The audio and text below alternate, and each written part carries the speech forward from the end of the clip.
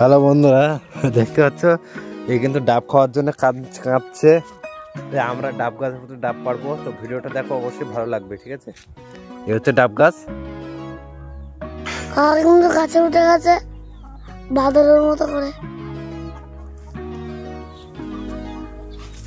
এবার কাকা ওই ডাবগুলোকে আস্তে আস্তে পারবে।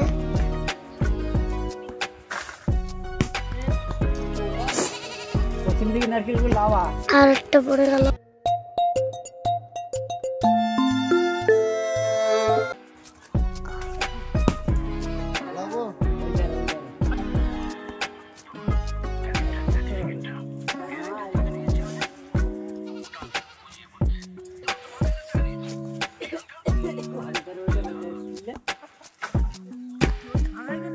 কিনতে পারলে